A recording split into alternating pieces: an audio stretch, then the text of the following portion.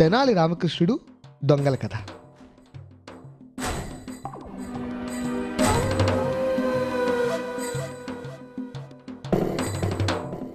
ఇది విజయనగర సామ్రాజ్యపు విజయ పతాకం. ఆ రోజుల్లో విజయనగర సామ్రాజ్యానికి మహారాజు శ్రీకృష్ణదేవరాయలు. రాయలవారు గొప్ప కళాపిపాసి. సాహిత్యపు పీఠం ఒక్క వెలుగు వెలిగిందంటే అది రాయలవారి కాలమే. ఈ కాలం ఒక స్వర్ణయుగం అని చెప్పుకోవచ్చు.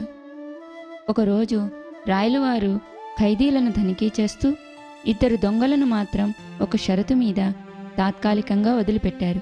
అదిగో వాళ్లే ఆ దొంగలు.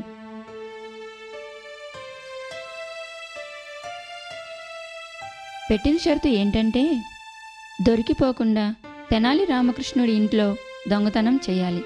ఒకవేళ దొరికిపోతే మళ్ళీ చెరసాలే గతి. అది షరతు. దీనికి ఒప్పుకుంటే మీ ఇష్టం.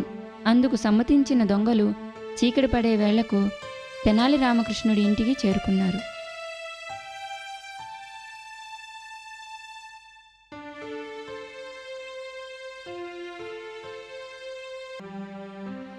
దొంగల కుట్రను పసిగట్టాడు రామకృష్ణుడు.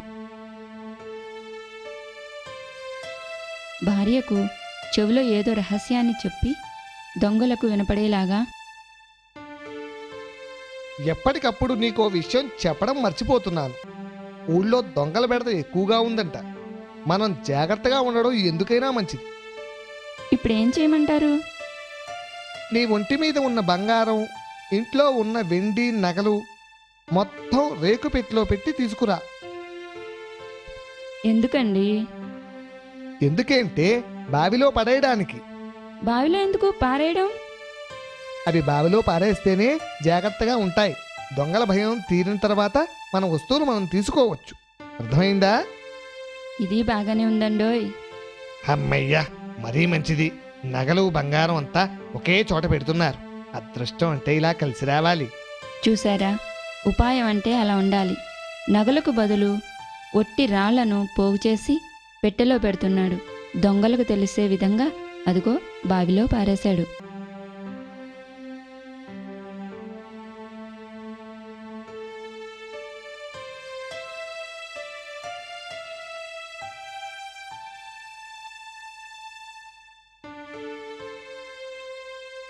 అమ్మయ్యా, వెళ్ళిపోయారు.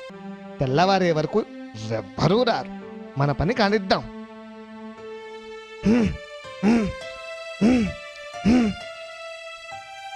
బాబోయ్, నీళ్లు చాలా ఉన్నాయి. ఎట్లా పైకొచ్చేసాయి? పైకే నేను చెప్తానుగా. ఇక్కడ బావి దగ్గర బకెట్లున్నాయి.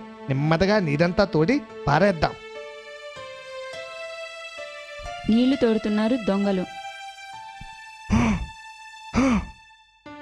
పోయింది. అమ్మయ్యా, బయటకు వచ్చింది. లోపల నగలన్నీ తీసేద్దాం. ఆ పెట్టి చూసి దొంగలు ఆశ్చర్యపోయారు. దొంగలు, ఇంకా చాలు.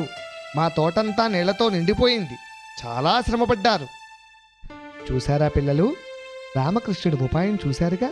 పెద్దవాళ్ళు ఊరికే అన్నారా ఉపాయం లేనివాడిని ఊళ్ళో నుండి వెళ్ళగొట్టమని?